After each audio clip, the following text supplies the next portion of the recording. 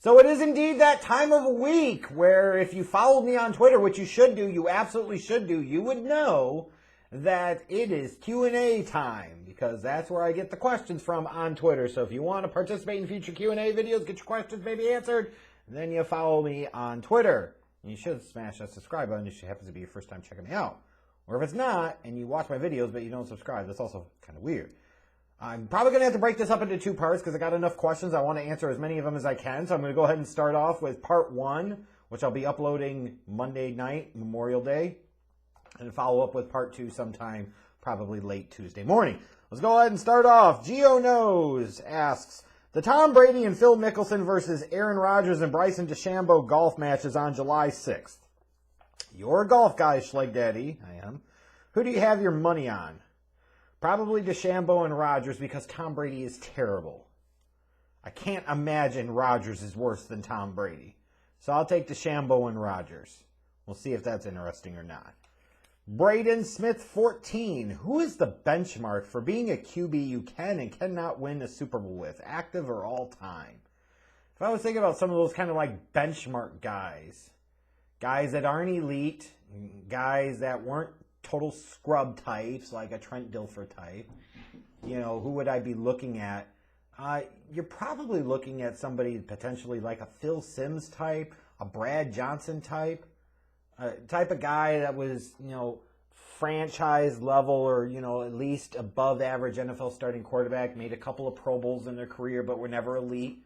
Those would be a couple of guys that I look at, Super Bowl champions that aren't Hall of Famers.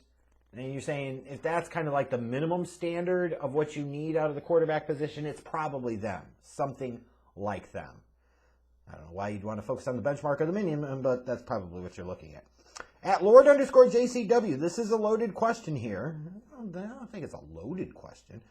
We all know about the greatness of Bobby Wagner and Luke Kuechly from that 2012 class. Yes, we do.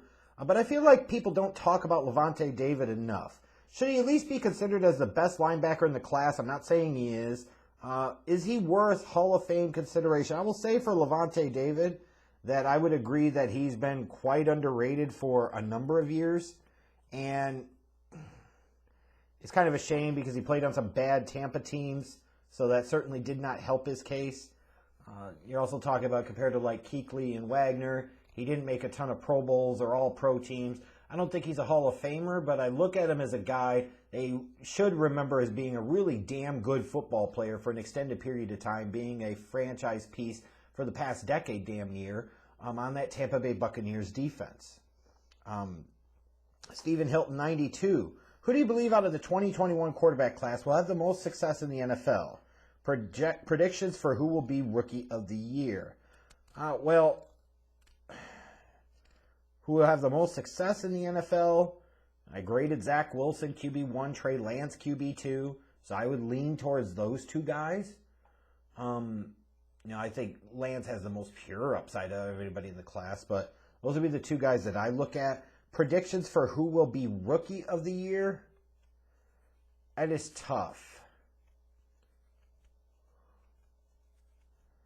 You could go with a Najee Harris in Pittsburgh.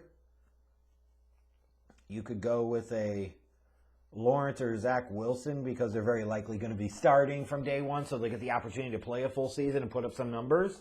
So those would be the couple of guys I'd look at least for offensive Rookie of the Year. At _Keys10, why are so many people perfectly fine with the U.S. bowing down to Israel and Saudi Arabia? Because of decades of media government propaganda, that's why. It is really hard to overcome these things that are so intensely ingrained into our culture. It truly is. And you even look at every time something involving Israel and Palestine, for example, is talked about, it's always presented from a very pro-Israel standpoint. It's presented from a very anti-Palestinian standpoint. I mean, that's just the reality. It absolutely is. The coverage is so incredibly one-sided across the board. As far as Saudi Arabia, gotta love that oil, bitches. That's why. So, it's what we do. We pick and choose those that we bow down and capitulate to, and those countries that we just allow to get away with, literally, murder. At BPES00, after the seasons that Jokic and Embiid had, do you think we'll see a resurgence of pure centers anytime soon, even if they're modernized ones that must be able to survive on the perimeter? I think you could potentially see a little bit of a focus on big men that can do some of the things that a Jokic or an Embiid can do. The true, post-game center, that era is dead, and I don't know if we'll ever see it come back, frankly. Might be at the point of no return for that. But yeah, I could see that. That said, though, it's great that they have great regular seasons, but how many championships have they won? At the end of the day, yeah, having a great big man like that is fantastic and wonderful. And who knows if one of them ends up winning a title this year. It might change my viewpoint slightly, but probably not. But the reality is today's modern NBA, you win with the 2, 3, and 4 position playing on the perimeter. That's what you win with. Even point guard isn't as important. The 2, 3, and 4, though, they absolutely are.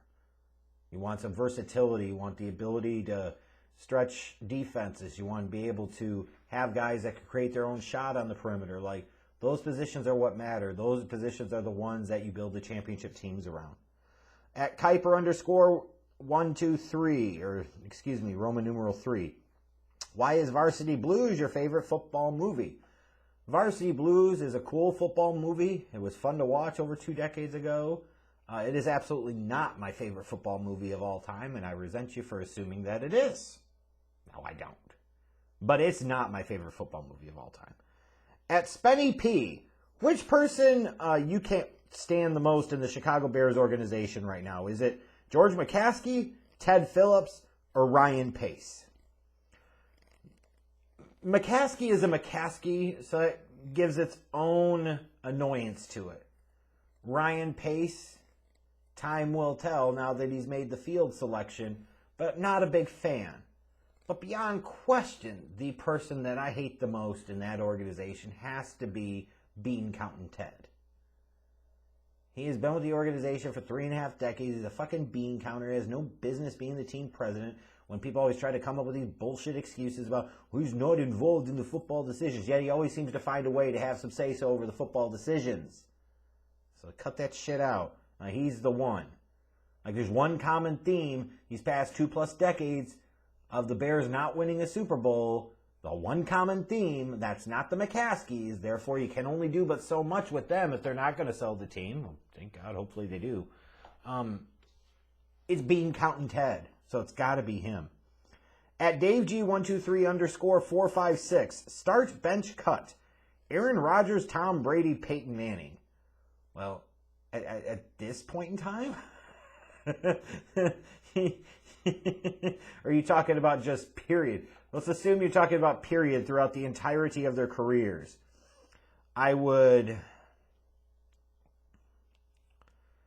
I'd start Aaron Rodgers, I'd bench Tom Brady, and I'd cut Peyton Manning. At Splash Bro Kieran, how do you think the 49ers dynasty would have turned out if they had chosen Steve Young over Joe Montana earlier?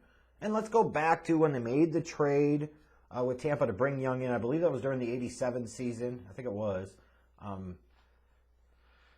In 88, before that season started, Bill Walsh came out and says, our problem is we've got 2 quarterbacks, and we've got a quarterback controversy developing, which he did for a reason, but the reason doesn't necessarily make sense. Joe Cool had already led you to 2 Super Bowls. He was arguably the quarterback of the 80s, at least from an NFC standpoint, he certainly was. But let's say Steve Young was getting the job over Joe Montana in 88. They probably don't win that Super Bowl that year. They probably don't win the next year in 89. Now, do they potentially later on get 1 or 2 of those Super Bowls back before the one in the 94 season? Maybe. But I think it worked out just fine for the 49ers. At DeMarcus Flowers, what are your thoughts on the first ever NFL 17-game season coming up?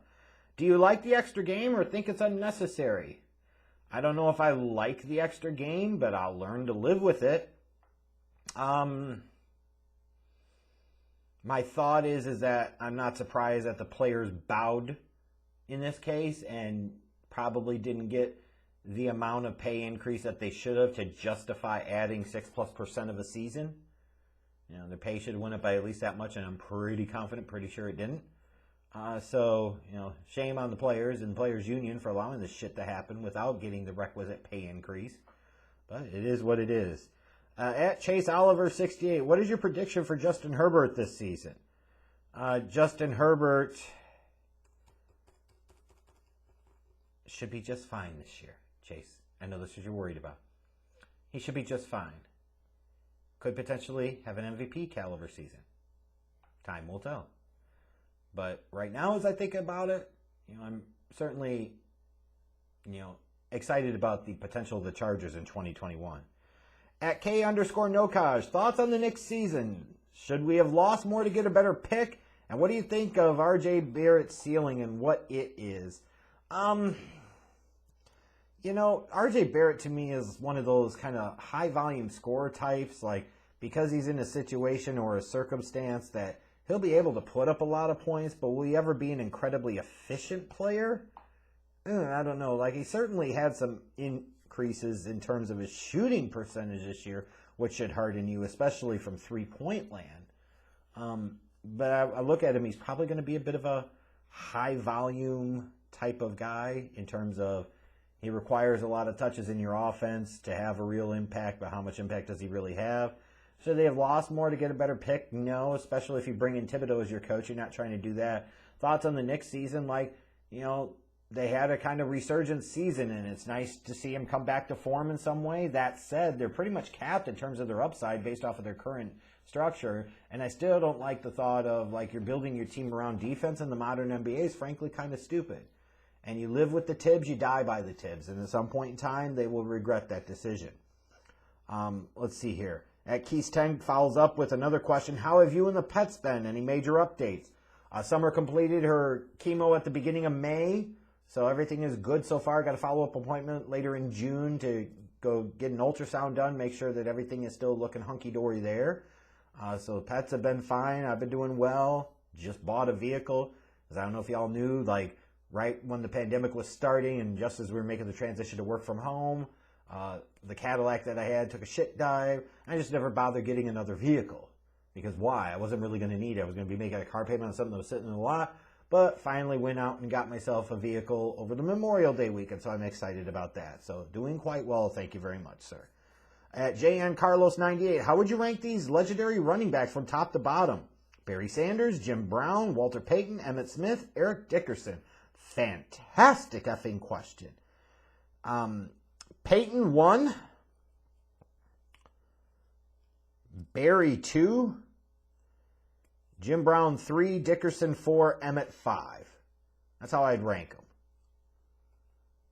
them. Technically, Brown was a fullback, but whatever. At Spinner Media YT, what was your opinion and grade for Jamarcus Russell leading up to the 07 draft? I had a feeling he was going to be the first overall pick and thought he was bust city. Also, since you're big on offense in the draft, when would you draft defensive players?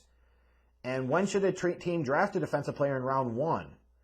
That's a great question. Like, at some point in time, you do have to stay true to your board. Like, if there's a difference between the grade you have on this defensive prospect versus the next offensive prospect, then you might have to stay true to the board and take the defensive player. I think it is dependent upon the team and the situation and the circumstance. I think it is clown school shit to build your team around defense first in today's NFL. But you do have to be able to stop somebody at some point in time. So again, dependent upon team, situation, circumstances, wherein I think about when a team should be drafting defensive players. At 35 Robert 16, what team ends up with Deshaun Watson? Maybe the fandom talking, but if he's not traded until after the season, could it be the Giants? Wouldn't this all be one big massive kick in the seat if he ends up still being in Houston with the Texans this year? It might be his only choice this year. Nobody might want to touch him right now. So, yeah, I'll still say for now it's the Houston Texans until proven otherwise. All right, so we got through quite a few of the questions here. So I'm going to go ahead and cut this one off. So thanks to those of you that submitted your questions for part 1. Don't worry. If you submitted questions that haven't been answered yet, they might be answered in part 2, which is going to be coming up late Tuesday morning. So stay tuned for that. Follow me on Twitter. Subscribe to the damn channel. I'm out.